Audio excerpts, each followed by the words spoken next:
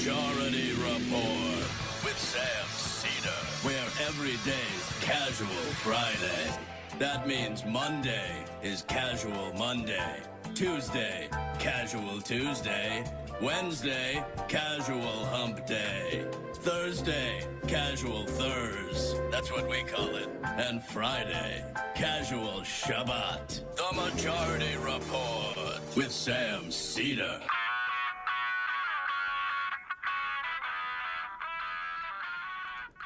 It is Friday, October 17th, 2025. My name is Sam Seder. This is the 5-time award-winning Majority Report.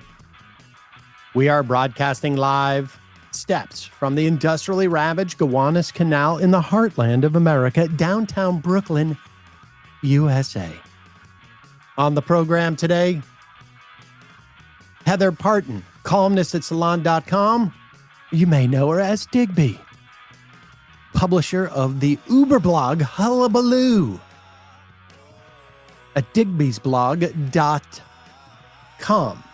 Also on the program today, Matthew Film Guy, filmmaker, film guy.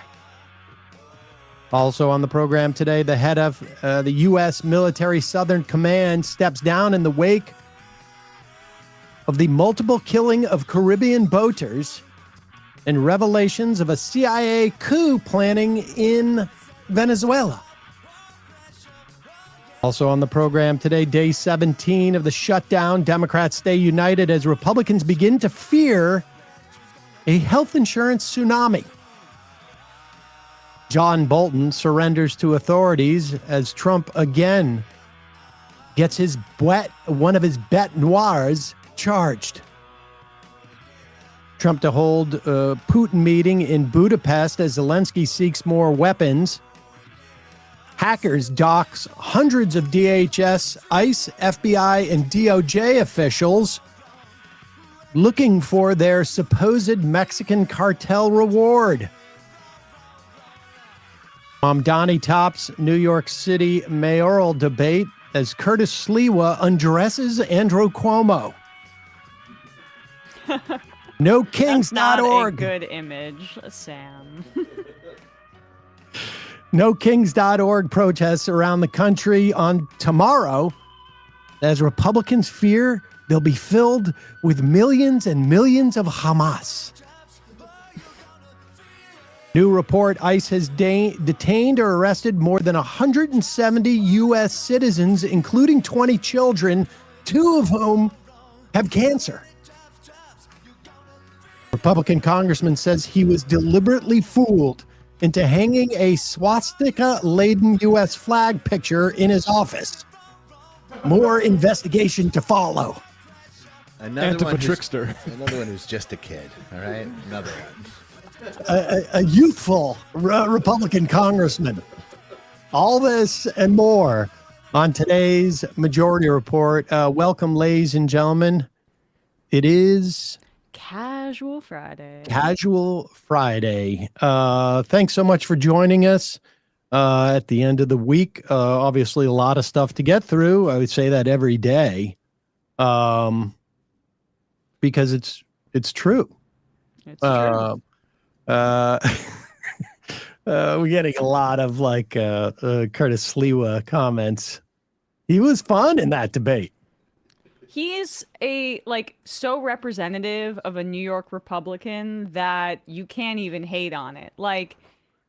He's such a long shot that he's not open to corruptibility, really, or actually within any of the Republican apparatus. So he can just act like, I don't know, every guy from Staten Island, and that's his whole energy.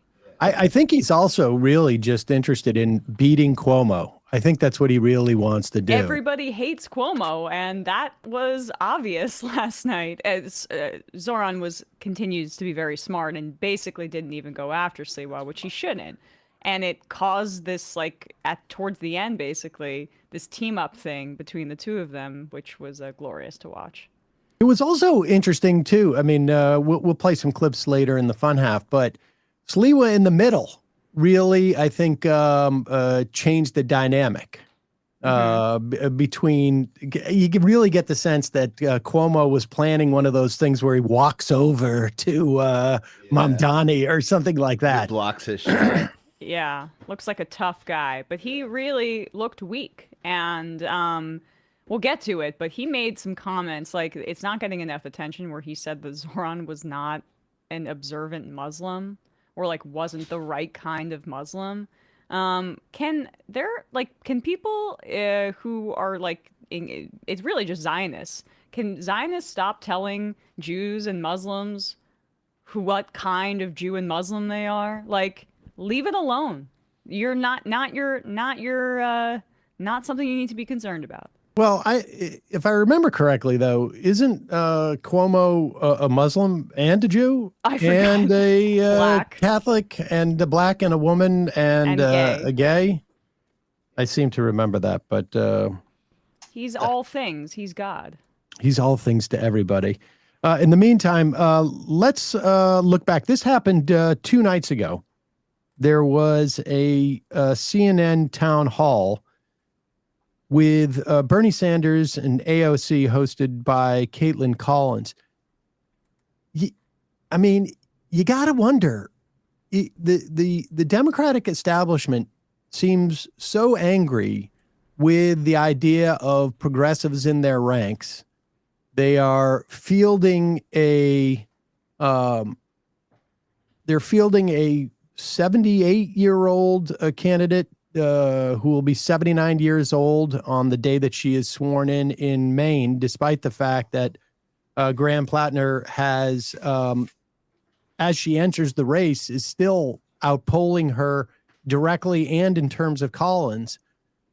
You got to wonder why there's no sort of like Democratic establishment figures who are out there making this case about the government shutdown. We are on day 17. And here is Bernie Sanders and AOC. This is, let's start with the first one. The idea of Russ Vought, who, if you listen to this program for any amount in the run-up, particularly to the inauguration, you heard a lot about Russ Vought and Project 2025's plans. Listen to this clip. Crisis that they've created. Okay, so you think Republicans will come to the table sooner rather than later. The White House has not indicated as much, and today the budget director, Russ Vought, said that north of 10,000 federal workers could be laid off during this government shutdown. Does that make Democrats rethink their strategy at all? I don't think so. I think that what Russ Vought just announced today in the laying off of federal workers, we learned today, a judge has put a temporary restraining order because it is likely illegal what he and the Trump administration is doing. The problem is that this administration, the Trump administration, folks like Russ Vought, they think that destroying our health care, making sure that housing is too expensive to live in, that jacking up the costs of our groceries, they think all of this is about hurting Democrats. What they are doing is hurting Americans, and they are hurting this country. And if Mike Johnson wants to say that this shutdown is going to last a long time, it is because he is choosing to punish the American people, and we cannot stand for it, and we cannot allow it. And we also cannot enable it by acquiescing and enabling the behavior of bullies. So it ends today. So if I could just add to something Alexandria said. Go ahead, Senator. This is the cynicism of the Speaker of the House. Mm-hmm. Where are your Republican colleagues tonight? They're back here in Washington negotiating? That's an excellent question, Bernie. Right now, House Democrats are in Washington, D.C. Senate Democrats are in Washington, D.C. Even Senate Republicans, I believe, are still in Washington, D.C. The only people who are not in Washington, D.C. are the over 200 elected Republicans in the House of Representatives, because Speaker of the House, Mike Johnson, refuses to call the House in session. He refuses. Yeah, that's a great point, bringing that up. All Democrats should be screaming about that. And also anybody who's interested in the idea of getting these Epstein files released. I mean, the This is a twofer for Mike Johnson, and he is terrified. And we'll talk more about this with Digby. She's written a piece on this. But he's terrified, I think, of the government shutdown ending, because then he loses his excuse for having dismissed all of Congress so that he can pretend like he can't swear in Gravalha, the elected congressperson from New Mexico, Arizona. Sorry. But she also, with the attorney general in Arizona, is threatening to sue the government because on the basis of fair representation. Because right now, her constituents have no representation, and that is unconstitutional. And by the way, they'll use this example of Nancy Pelosi not seating somebody during the COVID era. These were COVID era restrictions that caused that delay. It's not what they're actively doing here, which is to keep the Epstein cover-up going. And just a reminder, the reason why this protects the Epstein files is that a couple of Republicans and all the Democrats are willing to sign what is known as a discharge petition, which can force a bill to the floor without the approval of the Speaker of the House. So that's what's going on there. Here is a second clip from that AOC Bernie Sanders town hall talking about what's going to happen with the ACA in just a really matter of weeks at this point, in terms of like massive increases in health insurance that's going to bleed through the entire system. I mean, everybody's going to see we're used to health insurance rising in cost each year, but the rate in which it rises is going to go back up. Here is part two. Hi. On the issue of healthcare, a lot of the clinics and hospitals that are negatively affected the most under the One Big Beautiful Bill are located in rural, mostly Republican areas. A lot of the increases in Affordable Care Act premiums that Democrats are fighting to prevent are concentrated in more rural Republican areas. If the Republicans are so insistent on sticking it to their own voters on this issue, why don't the Democrats just let them? Mm-hmm. I mean, I think Alexandria touched on this before, and that is, we are, one of the things, and this really annoys me about Trump, he's dividing this country. Why would I not? When we hit the road, we were in Idaho, right? Mm-hmm. It's the most conservative state in America, I think. We had many thousands of people coming out. We are Americans. Mm-hmm. What, you think I would feel okay if somebody in a Republican state died because they couldn't get health care? I would hope not. I would hope nobody feels that way. And I think it also speaks to a big difference between someone like Trump and someone like me or someone like Bernie, which is that Trump believes that if you don't vote for him, he doesn't have to be your leader. That if you didn't vote for him, that you don't deserve good things to happen to you. I don't care if someone voted for me or not. I don't care if someone is a Republican or an independent or a Democrat. I don't care if someone likes me or not. That will never change the fact that I'm going to fight for them to have health care. I want MAGA to have health care. This is just such an improvement on messaging in the past. And frankly, a lot of liberals after Trump got elected said things like, well, maybe they just have to feel the pain. And this is a big problem with the constituency that the party has developed really since 2016. We've talked about it ad nauseum. Chuck Schumer saying that for every suburban Republican we pick up or rural voter we lose, we'll pick up a suburban Republican. They have tried to cultivate a base of professional class, upper middle class, upper class liberals that are largely insulated from the effects of these kinds of things. And it's created this disconnect where there are regular folks who feel like the Democrats aren't fighting for them. And they've also sidelined voices like Bernie Sanders and AOC. And you hear Graham Plattner embracing this as well, where this is what can transcend the darkness of fascism, which is the principle of neighborliness and of standing up for your fellow American. And that was amazing. Yeah, it's well said. I'd be curious. I mean, I wish there was a way to sort of get like a focus group and get a sense of how people are reacting to this. But this is what the progressive wing of the party has to do. It has to both assume a leadership role in the context of the party and also simultaneously expand the base of the party and show an opening. And in many respects, that's what a Mamdani win will do, just purely on a narrative basis. That's what a Plattner win in Maine will do. It will create space and oxygen essentially for both for progressives and for sort of like, moderates and even conservatives will have to tact left in some way because they will see that's where the energy in the party is. And the fight is, and the winning is, right? Like we've talked about this too. The winning is as important as anything because the myth that like the moderate centrist is going to be the defeating the Republican, that had been internalized by the Democratic base for 30, 40 years, and unwinding that is a longer process than it should have been. But I feel like we're finally here now. And that's why Zoran's victory is more than just New York City, commie blue area, whatever.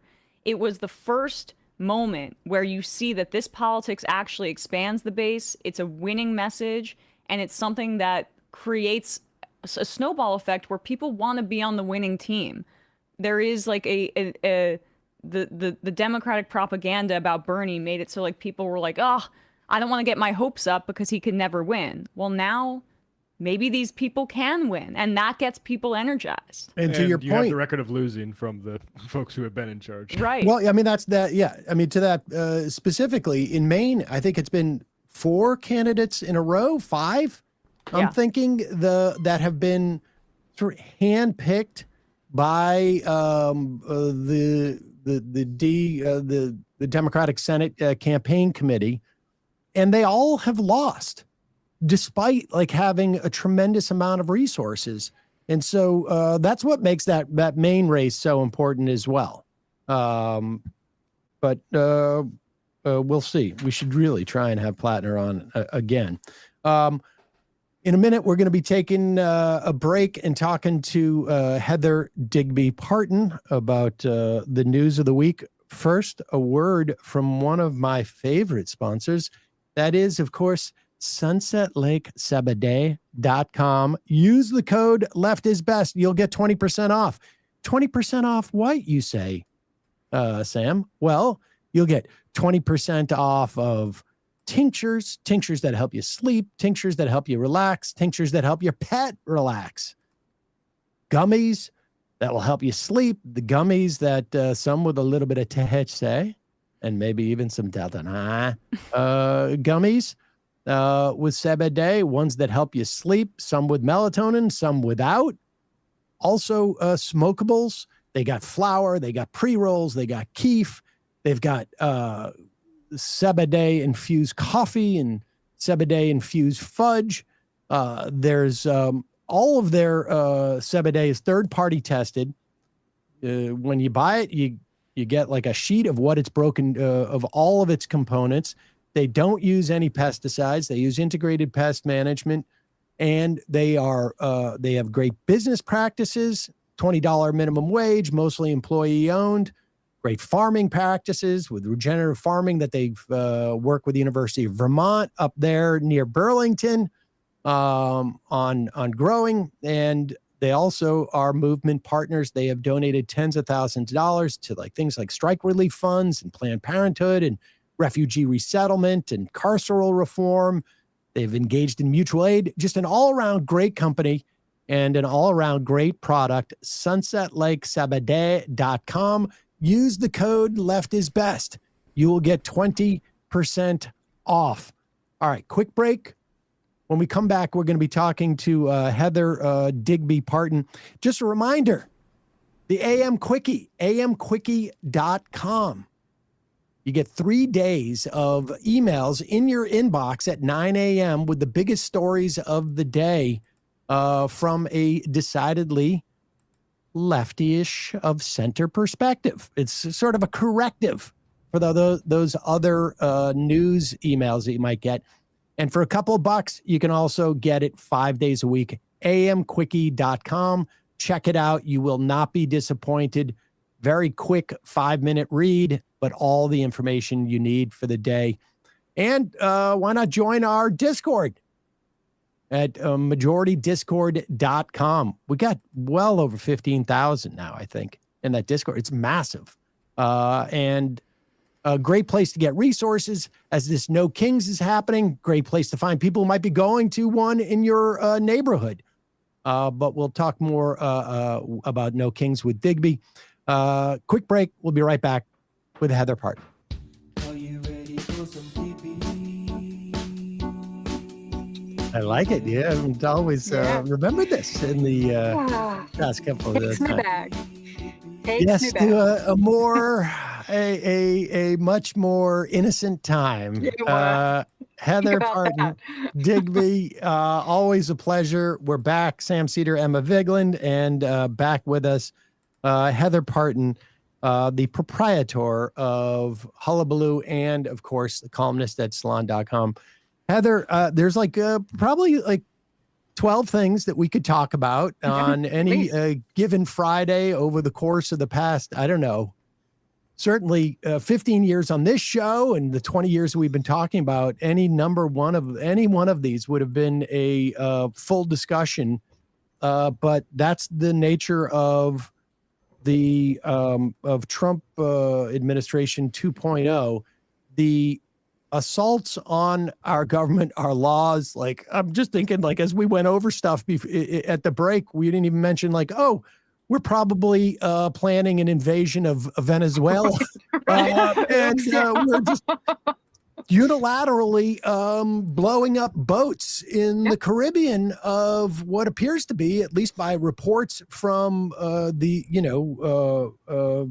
Venezuela and other places, just, for the most part, fishermen. We really don't know.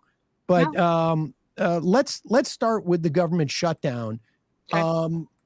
This is I have to say that in terms of like the messaging and in terms of Democrats maintaining some cohesion and unity and also getting out the message, we just played a clip of AOC and Bernie from their town hall Wednesday night.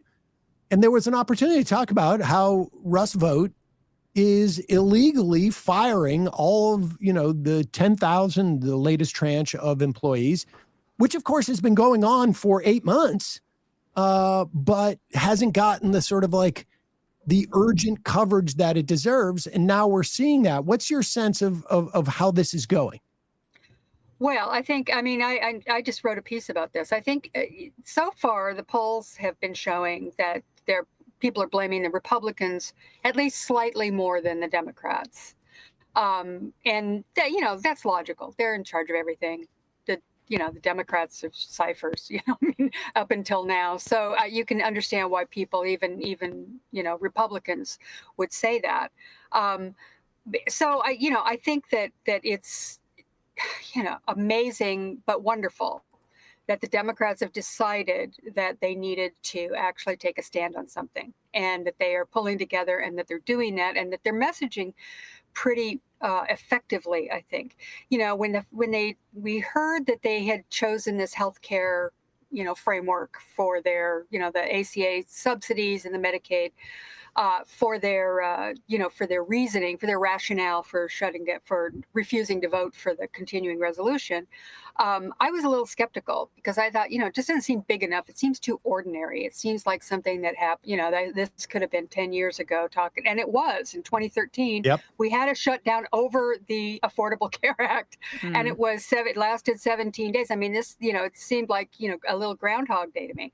But I'm realizing as I'm watching this go on that it's actually there's a different resonance now. And it has to do with what you said, Sam, about the fact that these layoffs, which we've never seen anything like this before in a shutdown, the idea of we're just going to, fire everybody we're not, and Trump even out there saying it's going to be all Republican programs. We're going to get rid of them permanently and stuff like that. No one ever said that before.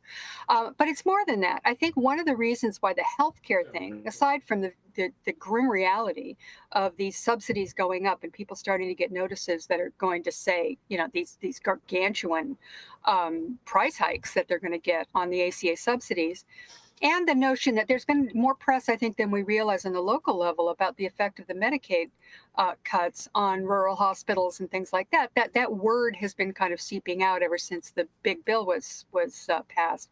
So I think that's all to the good. But I think there's something bigger than that. I think a lot of this is just the dysfunction.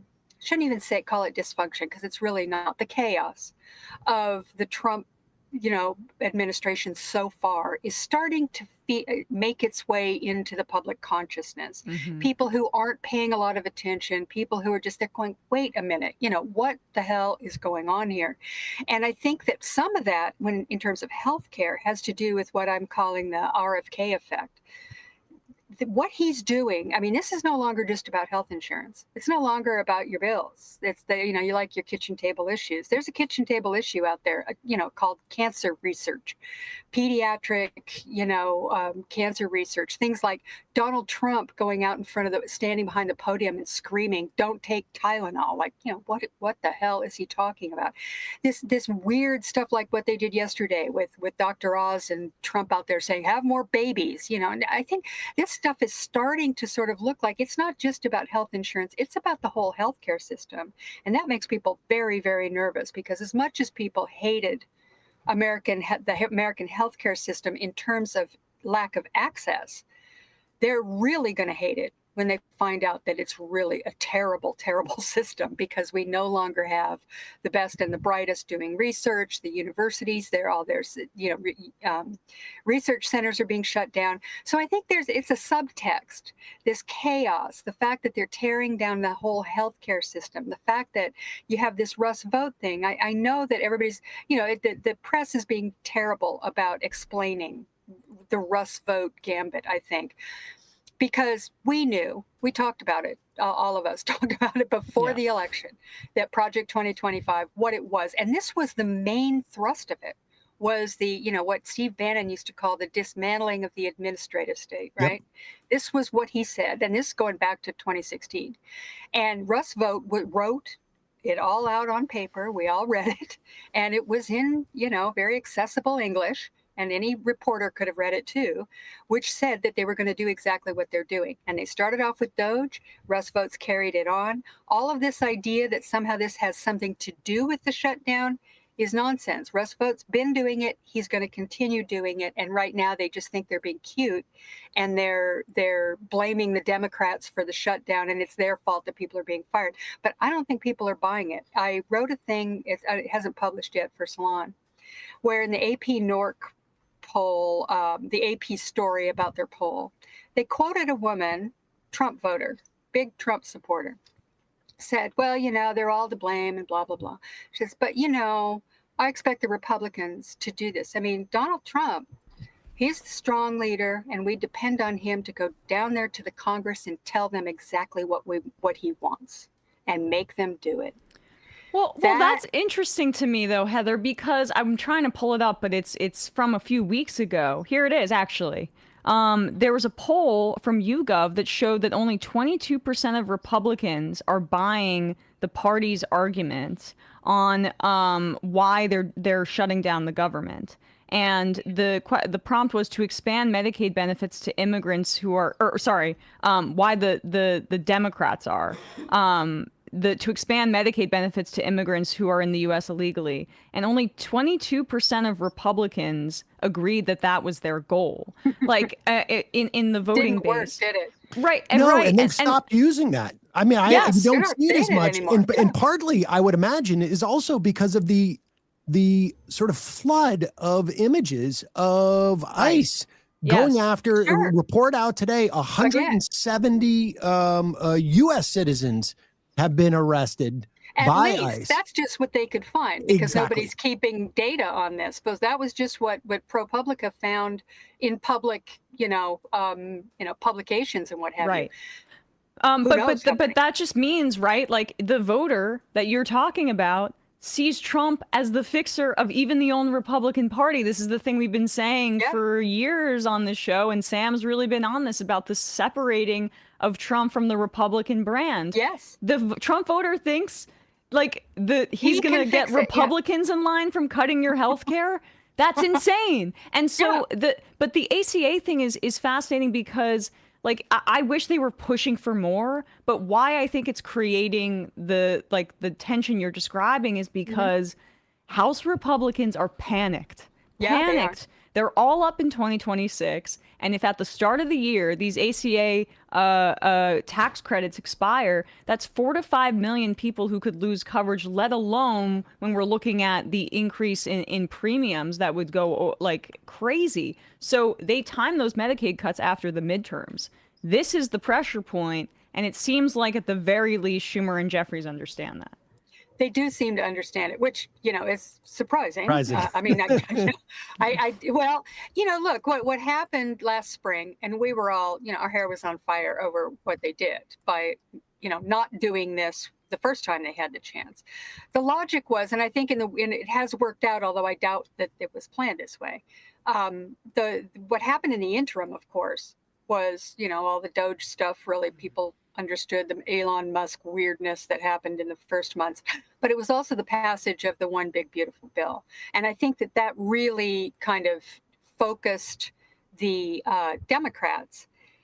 But the big thing that focused the Democrats was Russ Vought doing the pocket rescission and just saying, I don't care what you guys appropriate.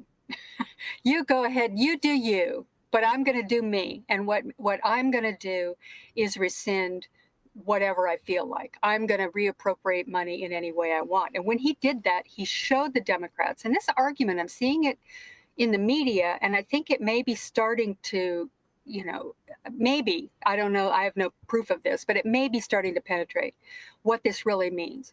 We can't make a deal with these people because they don't honor agreements. Right. They don't even honor laws that we pass and that Donald Trump signs. They won't even. So how do we make a deal here? What's the point of any of this if they won't do it? So they're standing there going, no. Russ Vought is out there saying, I'm going to cut whatever I want. What are you going to do about it? And they're kind of going, well, then we're stuck because unless you rein this guy in, we're going to have a problem. They have not been able to square this circle, it seems to me, fully. I mean, I think we're headed in that direction you're talking about, but there seems to me to be such an opportunity to say, Russ Vought says he wants to traumatize federal workers, and when he traumatizes federal workers, he's traumatizing the people they serve, and that is the American public. That to me seems like a very easy connection to make. And then what you're also doing in that is you're able to tie it into, never mind the cuts they want to do on the ACA. There aren't going to be people to work on healthcare. They're traumatizing Medicare officials. They're traumatizing Social Security officials. Like, you can go forward with this, and particularly at a time where they're putting AI versions of Chuck Schumer saying stuff that he had not said. Maybe it was written in an article, but I don't think so. I think they made that up. Well, either way, it doesn't matter. Like, they don't seem to understand that the rules are off there, and it is not a big leap to say that Russ Vought wants to traumatize everybody working in the federal government. I mean, he's literally said that. It's on film.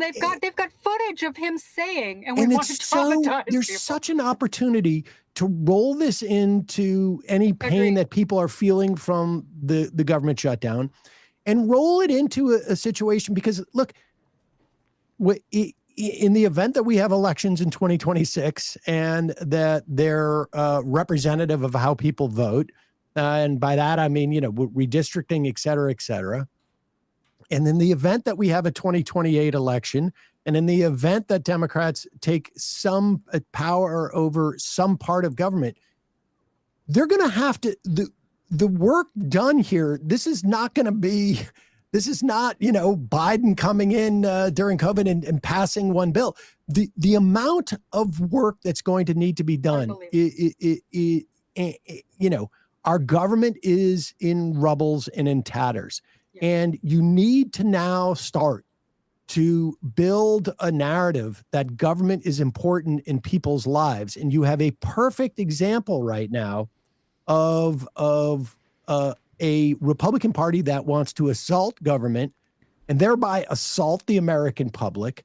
They're doing it. They're like we just had the Fed chair, 2 days ago, on top of the Fed chair was out there saying that the immigration policies are hurting the economy.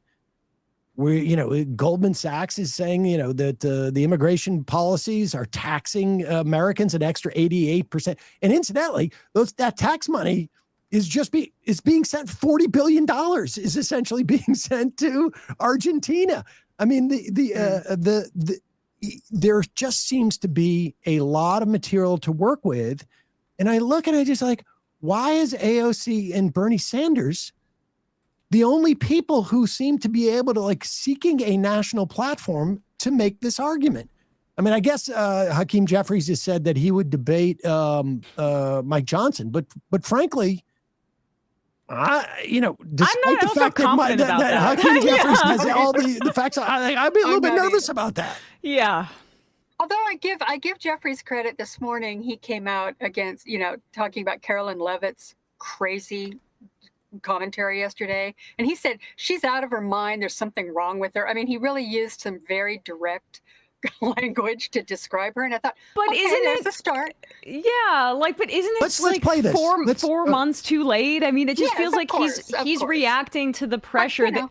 Yeah, and they leaked in just to put that Chiose, who is like a New York, I forget, is he in the city assemblyman or not an assemblyman? He works in the city councilman. Either way, he's floating a primary challenge against Jeffries, and they put out a poll about how he's 50 points behind already. But the point is why are they already polling internally for Hakeem Jeffries? Against a council member. Against a council member, yeah. So sorry, Heather. Good.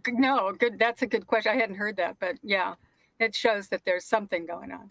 Yeah. Well, let's play this clip of Karoline Leavitt, because I'm curious as to what your feelings are as to why they are so what is it? What's their angle on the No Kings thing?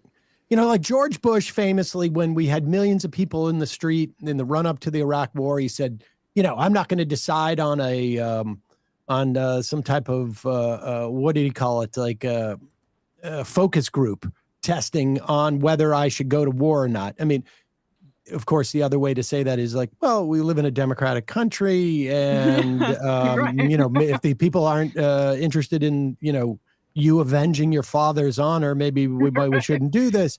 But they seem to be very, very worried about this No Kings rally, or they think they can make something of it. Here's Karoline Leavitt, White House press secretary, yesterday on Fox News.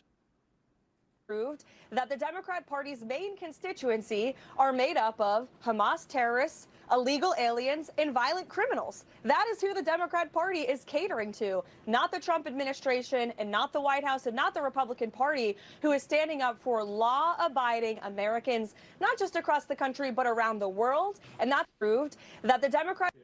Okay, first off, they're standing up for Americans all around the world. The expat constituency, or is she just she's just in overdrive? Maybe she wants to open borders. They have been spending they have been spending a lot of time saying that it's all going to be Hamas people showing up at the No Kings. Antifa, Hamas, and terrorists. Yeah. What is your sense of their angle with this? Well, it's clearly a talking point. We know that much because every single one of them has come out and used this kind of incendiary language. So, I mean, it's first of all, let me just, the rank hypocrisy, and I know that hypocrisy no longer applies, shamelessness is their superpower, et cetera, et cetera, et cetera. But the idea that after what they did after the Charlie Kirk murder, going out and, ordering their, foot soldiers to dox and, track down and inform on anybody who said something sideways about Charlie Kirk and get them fired and do all that and then with their big sanctimonious, paeans to civility and how we have to stop the terrible language. The fact that the whole leadership of the Republican Party is out there calling Democrats, not the politicians, the actual people, the protesters, the voters, people like us, we're all Hamas now. We're all terrorists. We're all Antifa. That's basically what they're saying. The overwhelming, hypocrisy of that is beyond, especially after just don't call them deplorables. That's the only word you can't use. But in any case, why are they doing it? I think there's possibly two reasons. The first is I think that they may be trying to intimidate people into not coming out by saying, making it into this big thing. The second is, I don't know what there might be some plans. I mean, I know that Greg Abbott said today that he's sending in the National Guard to Austin for the No Kings protest. I gotta say, am I being paranoid? No, I gotta say, and we were talking about this before the show. The likelihood, look, we know we have seen in the past. We saw this even during BLM. You will get agitators, instigators who will be in these crowds at times. I've seen images of like conservative influencers, all dressed in black. Like they're going to do, like cat burglars going out there to represent Antifa, soldiers or something. The idea that there would either be a concerted effort to infiltrate these protests and create and make them violent, or the idea that there are conservative sort of self-appointed warriors who would go in there and attempt to make it violent seems to me to be more than likely. They did it in Trump 1.0. Trevor Aronson had great reporting on FBI agents or undercover informants being sent into Black Lives Matter protests and trying to get them to incite violence. You think that with this FBI, Kash Patel, they're not trying that many, many times over? So if you're going to one of these protests, I just want everybody to be extremely careful. If anybody is trying to incite you to do anything violent or illegal, definitely don't. It could be a provocateur. And make sure also that you're videotaping what's going on there. You got your phone and whatnot. But I mean, our adopted catchphrase for the show, "Left is best," which was started as a joke. Because in the wake of Trump's victory in 2016, some dude from Connecticut went to a school and vandalized the school and wrote all over it like, anarchy and left is best. And the day that was done, like a yearbook thing. Yeah, we started laughing because that is not and Matt, I think you're looking it up, but we can pop that up there. So this is an impulse by these people, even if it's not the FBI. There is an impulse amongst these people. Oh, think of the Proud Boys or the Boogaloo Boys or these kind of pip folks, and they're still out there. In fact, they're reinvigorated. Here we go. Yeah, here it is. A grown man in Connecticut says he graffitied a playground to embarrass liberals. Left is best was the slogan, which is of course, the cri de coeur of all leftists around the world. It gets me going every time I hear it. You vandalized a free library. But this is the impulse that these people have. And, I want to encourage people, go to these protests. They're going to be, if they're anything like the last one, they're just going to be, very chill protests. A lot of people are going to get out there. You're going to hear some speeches depending on, where you go. somebody was asking, would you go to a protest at a capital versus a small town? And my answer is I would probably go to where there's, more likely going to be media. Obviously, if you can't drive, it's still good to go out to your local protest because you're going to build, within that community, I think it matters more people to go to a local protest.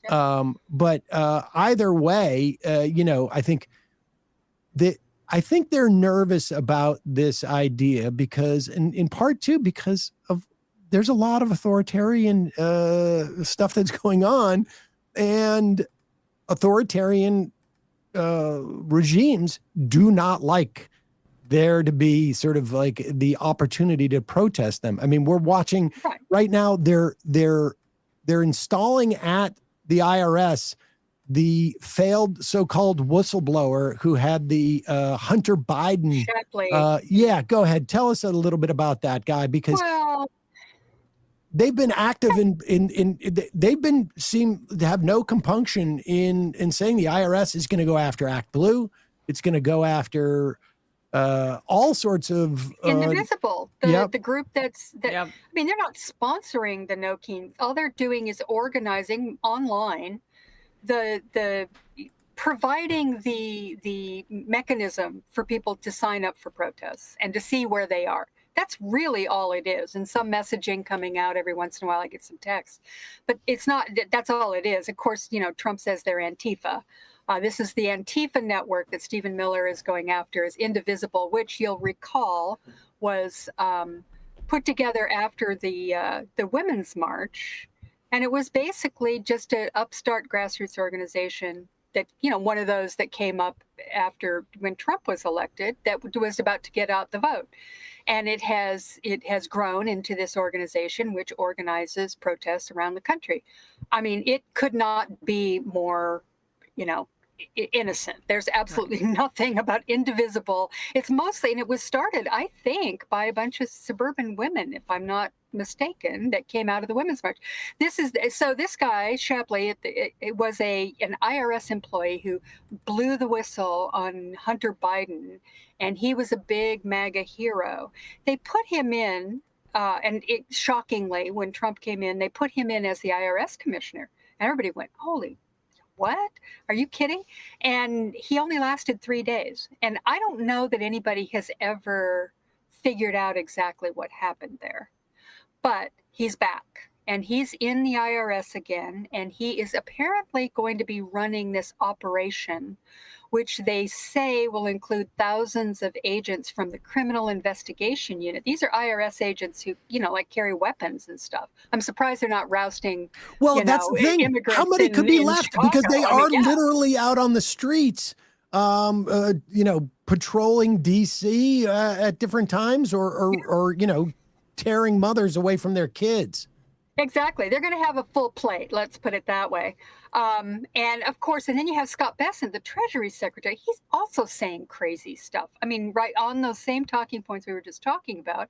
He went on CNBC, and I think it was some podcast, maybe it was the Charlie Kirk podcast, I think, that he went on and started talking about the Antifa and the terrorists, and how they're going to go after him like they went after Al Qaeda, and they're going to use the IRS to do it. I mean, so he's totally bought into this strategy, whatever it is.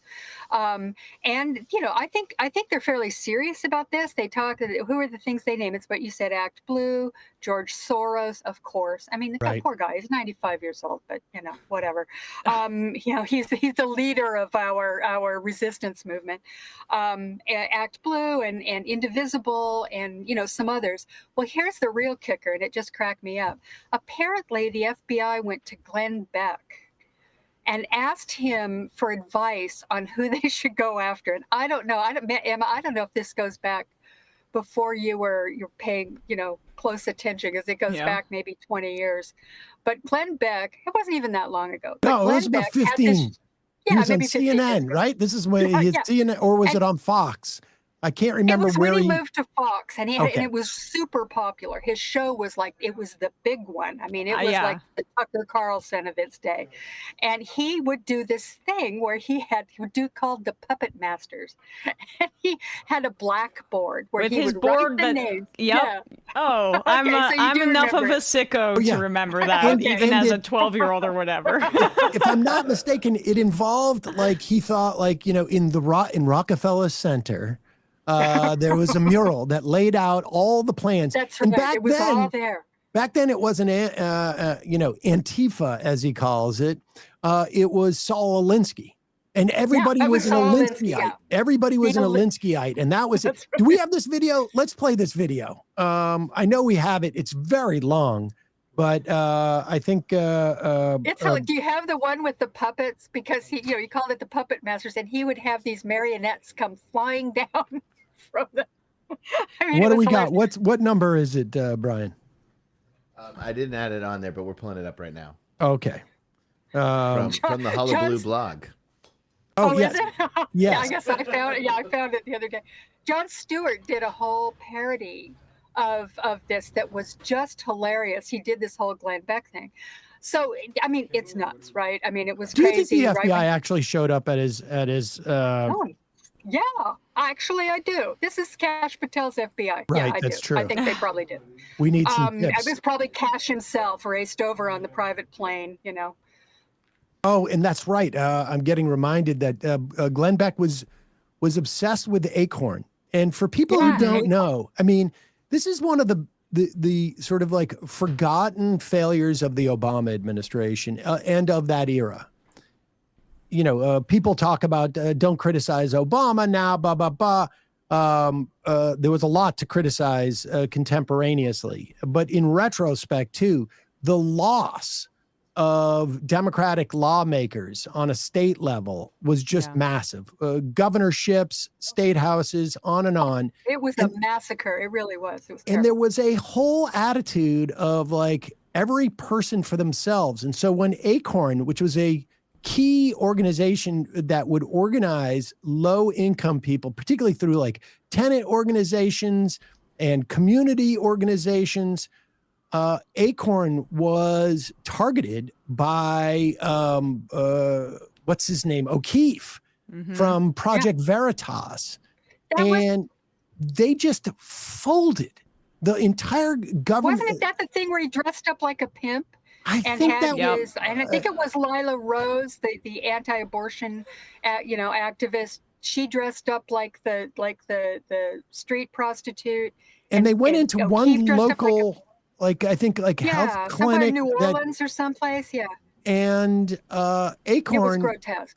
was completely decimated. The funding for these organizing Mm-hmm. groups was destroyed with the complicity of the Democratic Party. And it really fundamentally undermined. It was a Get Out the Vote organization, and fundamentally undermined the Get Out the Vote process, and getting people who are underrepresented to actually get to the polls. Do we have that? We have All it right, now. let's play some of this. Walk us through some of this, Heather. Oh, I want to show you just, you'll see. I mean, this was just off the cuff, okay? This is how hard it really is, okay? So let's just speculate here for a minute. Let's call it a starting point for people at the FBI or Justice Department as they begin investigating leads. For far too long, the people potentially supporting Antifa have remained in the shadows. That's what Trump is going to end. Is Antifa more than just a decentralized and leaderless organization? Well, I've split Antifa up into 3 different categories: street groups and soldiers, that one, support groups, and funding sources. But let me start right at the top Pause it with for the 1 street second. I groups guess we and gotta soldiers. we should just say you can keep him up there, but we should say, kudos to him for actually calling it Antifa as opposed to Antifa. Well, That's that how was you know Trump. he's Didn't done his he change it research. to Antifa? Yeah. Oh yeah, he knows how he does his own research. Yeah. he knows how the indigenous Antifa people pronounce it. It's anti-fascist. maybe we should just get the Antifa Politburo to change the name to anti-fascist. I like how this whole. Go ahead. Oh, sorry, go ahead. No, go ahead. No, I have a very stupid remark, except to say, like, this whole aesthetic is like, it looks like CSI, right? Where they're about to say, you know, how they're gonna go after the bad guys, and it feels like he's trying to evoke a police chief as some sort of authority figure for his very elderly audience. Exactly. And I didn't even know Glenn Beck was still around, to tell you the truth. I mean, where's he been? I know he started his own media company that kind of has, you know, sunk into oblivion. It's the Blaze. Does anybody, you know, do anything with that? And the Antifa part, I think, is really interesting because it used to be that Antifa was a good thing, right? In fact, they used to call the people who went over to Spain to fight in the revolution against Franco, they were sort of put down as kind of commie lefties, whatever, and they called them premature anti-fascists, which suggested that being an anti-fascist, they just did it too early. But anti-fascism was a good thing, right? Because we beat the Nazis, et cetera, et cetera. Now suddenly it's bad to be anti-fascist. Go figure. Interesting, don't you think? Considering who's in charge and who's saying that. I mean, you know, just don't call us fascists. Yeah, okay. Well, you sure ain't anti-fascist, that's for sure. Because this is where the politicians, the media, and the think tanks say, you know, that's the investigation. You just can investigate these guys. Nothing else. Don't look here. But the groups are all over the news, going back to around 2016. Groups like Rose City Antifa Portland, Elm Fork, John Brown Gun Club. What happened around 2016? Anyway. Eugene Antifa, Oregon, Atlanta, Pittsburgh Antifa, Refuse Fascism, Jane's Revenge. Now, you've seen the carnage of these groups all over. Sound like bands. We continue to see it every day in places like Chicago and Portland, but this is where we're supposed to stop looking. I mean, they can't find anything because the trail goes cold there. Antifa is decentralized. I see a cop. Well, if that is true, watch, she's gonna. Are these guys who don't work? A lot of them are on drugs, crazy. Are they self-funding all of these things? Because how do we get to the next category, which is support groups? For instance, the National Lawyers Guild. This is the legal arm for Antifa. You know, if you've been in a riot or seen anything on TV, you're watching on the side, there are people standing on the side and they're wearing the green hats, okay? That's the National Lawyers Guild. They openly brag about how they provide. Best way to stay shadows, sleeper cell. Hiding in plain sight with their brightly colored hats. Yeah, we got the wrong green. We wanted camo. They're making sure that people are following the law. Good. Legal support to the street soldiers. But there's no organization in that. No. Next, we have Antifa International. This one's kind of hilarious because the people who describe Antifa as decentralized and leaderless. You have an Antifa International. I mean, it's like BLM Inc. From an Antifa fundraiser, and again, who do you write the check to? They're described as, quote, an international anti-fascist collective with years of experience managing the International Anti-Fascist Defense Fund and other anti-fascist projects. So you have no central control, no base of operations or anything else, but you have years of experience managing. Really? And a website. How about Antifa International? Antifa International helped fundraise the Legal Defense Fund for the militants that attacked the ICE facility in Texas. And while we're at it, take a look at Community Justice Exchange. Can you pause it for 1 second? Yeah, come on now. Like he is this bullshit. Why funding the legal defense. Funding the legal defense is very, very very different than funding them to protests. Like, there are nonprofits, there are things like pro bono work, although the Trump administration has waged war against that with all the elite thank you for all law that pro firms. bono work for me. Like the ACLU, they sometimes defend people who have done hate speech, or back in the day, they were protecting the free speech rights of people, even if it was stuff that I would think is racist or reprehensible. Nazis. They defended Nazis. They did. They defended Nazis, but and that is a very equivalent service to the one that he's describing. But apparently, this is some international network. I mean, everyone who has looked at any footage of these protests knows that we actually should have people there monitoring the people cracking heads so that people aren't just victimized by them willy-nilly. I'm sorry, did you say the ACLU? Yes, but you also notice that is the first and last letters in Antifa. And then also, there you look go. at that. Emma. Interesting. Go ahead.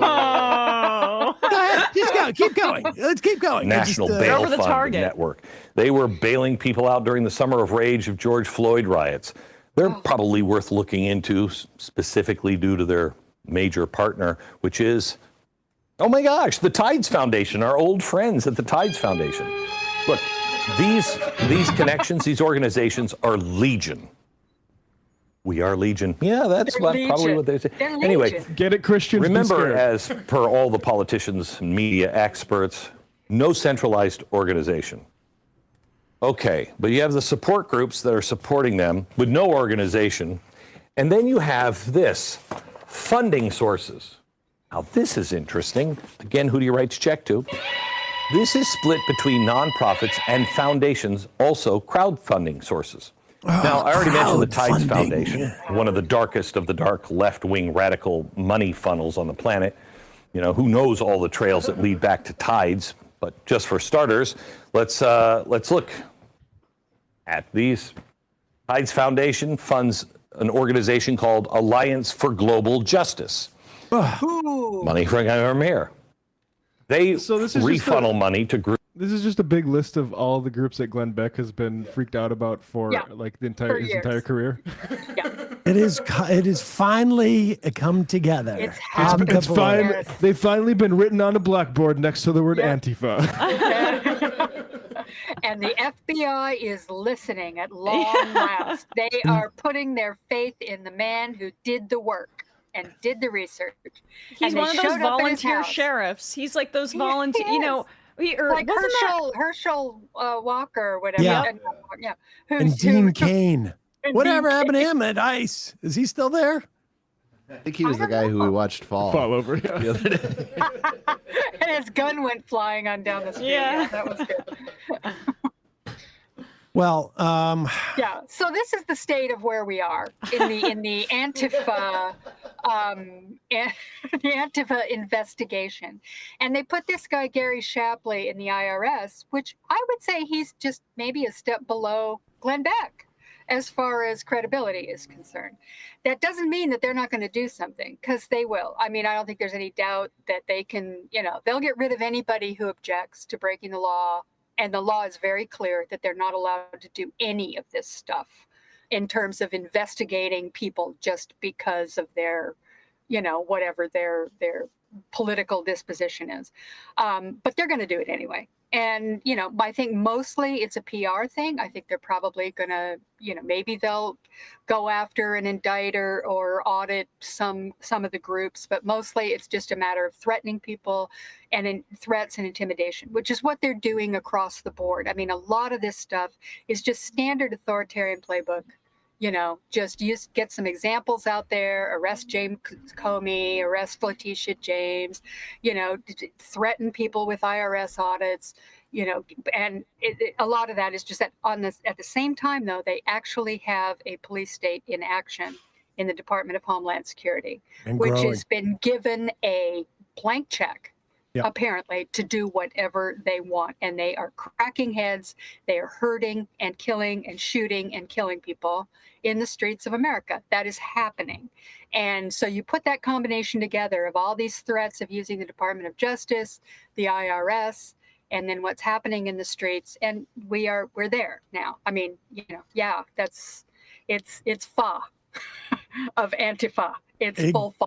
We're full fa now. Heather Parton, always a pleasure. Oh, this was fun. Yes. Yes. Good to laugh, back a right? ways, getting some Glenn Beck in there. It's been a while, so that was kind of fun. But as always, thank you so much. We will link to your salon.com columns and, of course, Hullabaloo. Really appreciate your time today. Yeah. And folks. See you all in the streets tomorrow. Exactly. Everybody know we're all going. All right. Take We're going to pictures. we're going to take a quick break. Yes, take pictures, folks. We're going to take a quick break. When we come back, the triumphant return of Matthew Film Guy. We'll be right back after this. Matthew the Film Guy is choosing your streams. Cassavetes on Netflix and other such themes. Maybe you'll watch one and learn a few things. Please recommend me a movie to stream. Matthew, please recommend me a movie to stream. Matthew, Film Guy. Yes, ladies and gentlemen. I'm back. It has been way too long. Emma Vigeland, Sam Seder on the Majority Report. And joining us is Matthew Film Guy. Matthew, it's been a long time. Yeah. It's How been long? Over a year. Over a year. Yeah. No. Are you serious? I think it was May of 2024 was my last appearance. You're kidding. Wow. Yeah. A lot of shit's gone down since then. So I understand. Believe me. Well, I'm sorry. It didn't seem that long, to be honest with you, with all due respect. Time is a flat circle at this point. A lot of shit's happening. Yes. What was it that Cernovich said that got him kicked off of InfoWars? Like the time is delayed. Time is delayed. Yeah, time is definitely time. We are in the singularity now. Matthew Film Guy, what have you been up to over the past over a year? Well, geez, since the last time I saw you, I edited a feature film that's going to be making the festival rounds coming up soon called Act One, directed by Sophia Takal.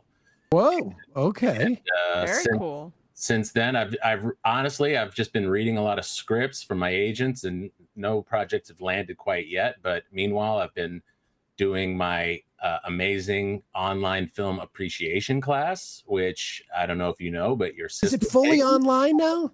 Yes, it's fully online. I guess it's been that way for the past 5 or 6 years. Yeah, since the pandemic, we moved to fully online, and that's why I can offer it to every viewer that is listening to the sound of my voice. You can go to the link that's hopefully in the description and join us. We're halfway through the I guess it's the fall session right now, but you can jump on at any time. We watch challenging movies. We watch movies that require a little bit more concentration, a little bit more effort, and then we meet on Tuesdays at noon and have an 1.5 to 2 hour discussion about the movies that I lead. Well, that's why you're called a Matthew Film Guy and not Matthew Movie Guy, even though the alliteration would have been better. Yeah, I mean, you coined the term, Sam, so I'll go with whatever you decided, but you called me Matthew. Well, that's why I coined it that way, because you're a film guy. I mean, right. Siniste guy would have gone too far. I was gonna say we could have gone Matthew Siniste Guy, but that would have been too it just. I don't know how to spell it. I wouldn't. Yeah. Oh, Cinematthew would have been. That's maybe like my wrestling name or something. Cinematthew Addict. Yeah. I don't know. Yeah. I mean, Matthew Film Guy, it works. It's what my Letterboxd is called. People can follow me on Letterboxd and see all the various movies that I watch and give little capsule. And your film appreciation class is it's a lot of like boomers, right? I mean, well, it started out as a the Greatest Generation. I think it was extended education class. Yes, that was the original impulse. So there is a healthy proportion of them are of senior citizen age, but they're all extremely nothing wrong with that. I mean. Yeah, do we get a discount? Because I'm right on the edge of getting a discount. Yeah, you know what? If you say that you're you heard about it from the show, you can get the member price. Okay. But, yeah. So, all right, tell us about this movie, though, before we go, before you give us some ideas of what we should be watching at this time. Tell us about the movie you edited. It's called Act One. It's about a girl who joins an acting class. She's a high school girl that joins an acting class, and the woman that runs it is somewhat of like a Svengali, and she sort of is putting her at odds with her family. It's kind of an interesting sort of take on the sort of teen drama. It's very weird. It gets sort of esoteric and sort of darkly sexual, I want to say. She starts to sort of push her into these sexual realms. So I don't want to give away too much about it, but it's definitely typical Hollywood degeneracy. Yeah, typical Hollywood degeneracy. I mean, no, it's definitely an independent film of the highest order, but Wow. you That's exciting. Now, am I ruining OPSEC by saying that I think you're a constituent of Zohran Mamdani's? Is that correct? Yeah, I am actually. Yeah. He is the assembly member. His office is right above my grocery store, so I walk by his office every other day when I go buy some more half and half for my coffee. And actually, there was a protest outside his office a couple months ago that was pretty exciting. It was a bunch of Sliwa supporters chanting, "You're a communist," and "Go back to the Middle East," and all this crazy crap. And so I had to endure that for a second there. But yeah, he's definitely my representative, my assembly member. All right. Did you watch the debate? I mean, how are you excited for Mamdani? Or I'm totally excited for Mamdani. I'm voting for him as many times as possible. And I didn't watch it live, but I watched a lot of the clips, a lot of the repeats. There's nothing he could say that would make me like him anymore, and there's nothing that Cuomo could say that could make me like him any less. So I didn't necessarily need to watch it live. Well, you did miss them asking about if they'd ever been to a cannabis dispensary. Yeah, I saw that clip. We have that, and Zohran very sheepishly admitted it, although I don't know why in 2025 this is some sort of issue.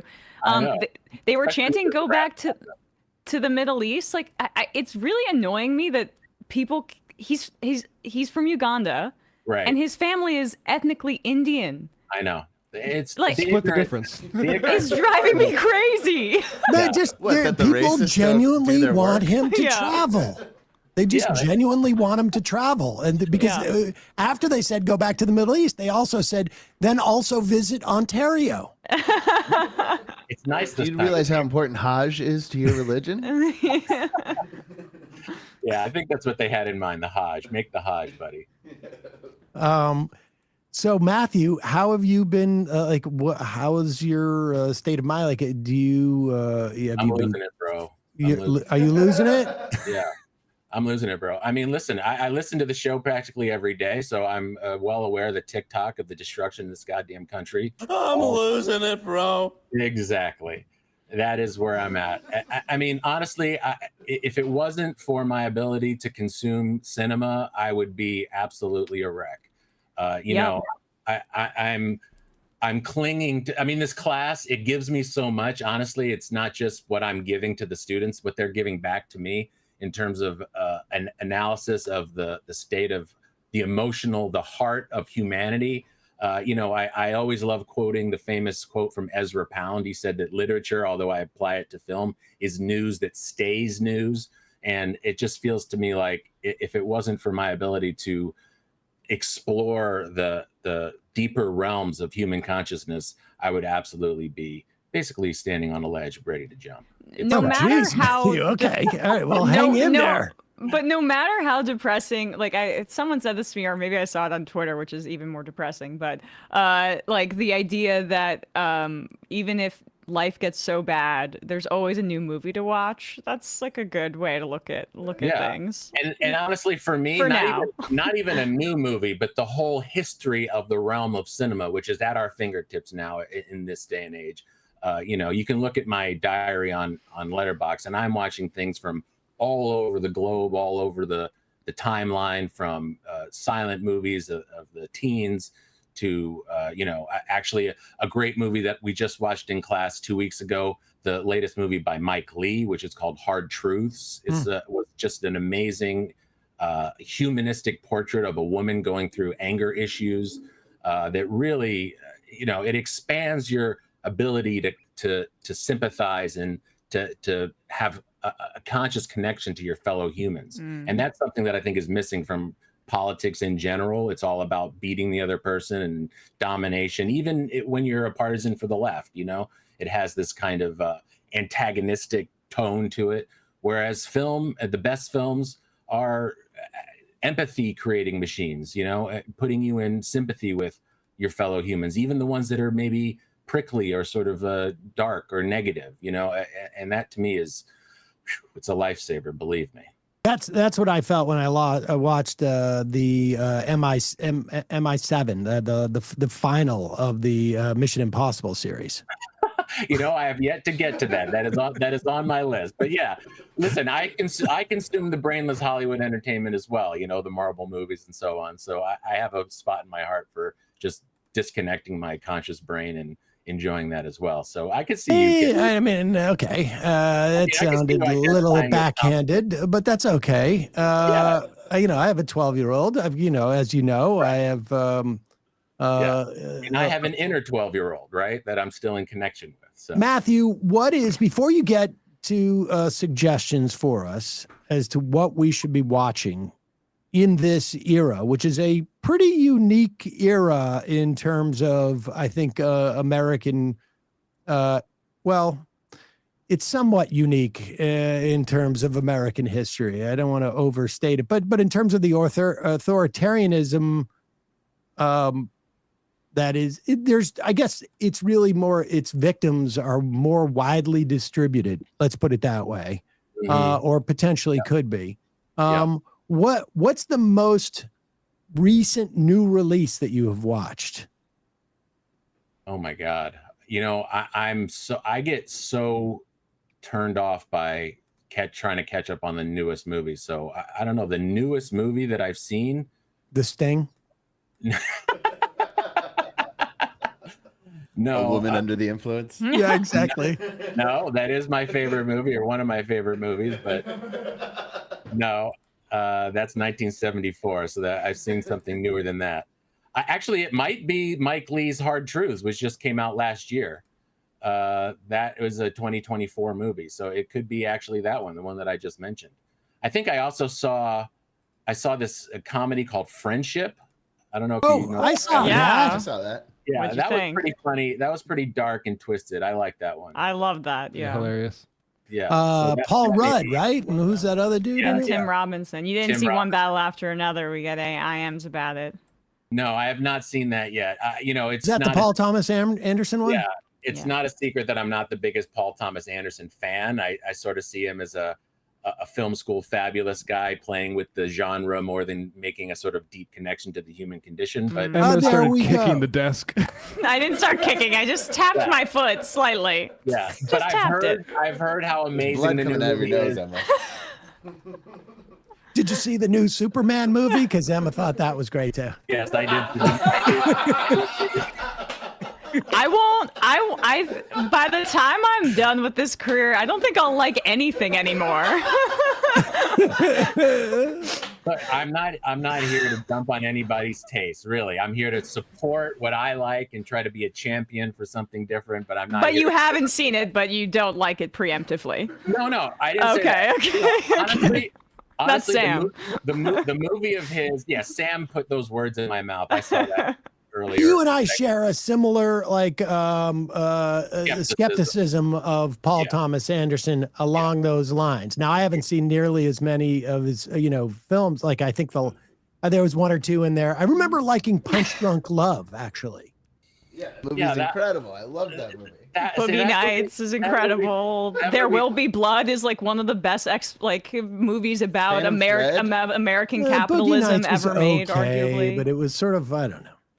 none of these movies thrilled me, to be honest. They're impressive on a craft level, and as a technician, I think he's really remarkable and extremely slick. And honestly, give him credit for being more intelligent than the latest Marvel movie and whatever. Like, thank God we have a guy like him making mainstream movies. So I appreciate him on that level. But honestly, Punch Drunk Love, I didn't.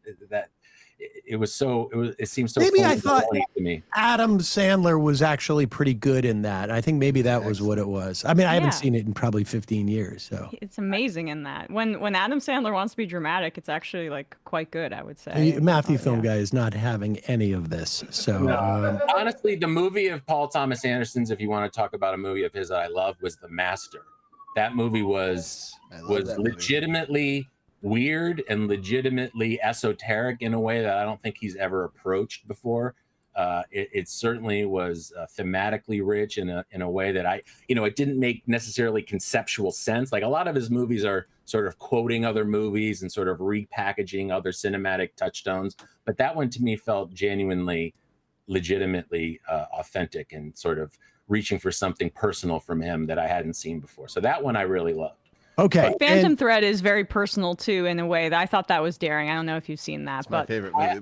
It's one of my favorites.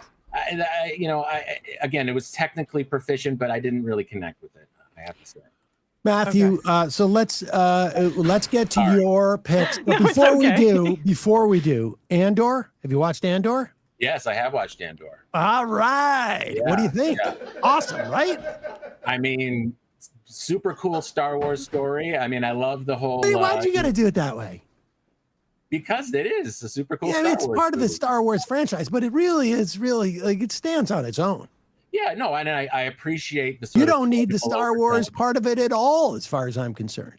Yeah, no, there's no force using, there's no lightsabers, so it sort of avoids all of that sort of side of the world. So yeah, no, I didn't mean to denigrate it. It's just I'm telling you how I feel. Okay, all right. Well, say how you feel. I got thrown off when you said Star Wars. I appreciate its sort of fascist storytelling and the sort of anti-fascist. Anti-fascist. Yeah, showing how they lure everybody into the square and then they start shooting them not to be a dude. What the heck? Hey, if you haven't seen it by now, I'm sorry, but it's a great it's a great sort of metaphor for our current time. So I give him credit for being able to produce such a thing at Disney. So that to me is a value. I think it's a good. I like me. I like a sci-fi that it has like some type of interior stuff going on. Yeah, like Battlestar Galactica. Like Battlestar Galactica. Thank you, Matthew. I appreciate you remembering that. Yeah. All right, so Matthew, now for what everybody has been waiting for. While we go on all of these detours and distractions, what movie? I should tell people this. You are one of the first guests on the show, probably 15 or 16 years ago. And the idea was my kids were much younger at that time, and I could never go out to see a movie. It turns out I still don't go out to see movies, but I could never go out. And they had this newfangled thing called streaming by Netflix. And so, and then of course, over the years, we were able to see DVDs and stuff like that. Do you still get like Criterion DVDs or no? Or do you all streaming? Okay. Yeah. Interesting. No Blu-ray disc. Occasionally, a filmmaker will have a Kickstarter that'll help them fund an independent film. Like Hal Hartley just had an independent Kickstarter to fund his new film, so I bought that Blu-ray that way. So the rare occasion do I buy a Blu-ray. Okay, and so you would give suggestions. What do you suggest that folks watch that is relevant in this era? Okay, now I just spoke about how I'm watching all these films that uplift the human soul. So I'm going to make a left turn here. Talk about a movie that is extremely dark and challenging to watch. It's a movie from 2012 called The Act of Killing. I don't know if you've heard of it. It's a documentary. I don't know if anyone here has seen it, but we watched it in class. It's streaming on Peacock. And I recommend you watch the full-length version. There's a truncated version that they had to cut down for domestic audiences here in America. But the full-length version, it's about 2 hours and 40 minutes. But it's an absolute mind fuck of a movie. It's basically following two of the murderers of the Indonesian communist purge of the mid 1960s in modern day times. And the filmmaker has sort of, in a kind of Sacha Baron Cohen-esque way, tricked them into recreating the actual murders that they've committed. So they're staging them as these big cinematic tableaus, and they're making references to all these other movies like gangster movies and Westerns. And it's this surrealistic sort of mix of celebrating. They go through town and they try to cast people to play the communists, and they're all super scared because the current atmosphere, at least in 2012 in Indonesia, was such that anyone even associated with communism was absolutely feared for their lives. And basically, I don't know if you know the story, but in Indonesia in the 1960s, there was this huge mass murder. It could be up to 1 million people were killed under the guise of fighting communism. And they used these gangsters, basically. And the main character in this movie is this guy, Anwar Congo.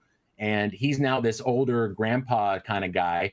And he's still venerated as this hero of this purge. And his sidekick is this guy, Herman Kato, who's a current gangster. And he's in this group called the Pancasila Youth, which is basically a paramilitary group that was instrumental in carrying out these murders.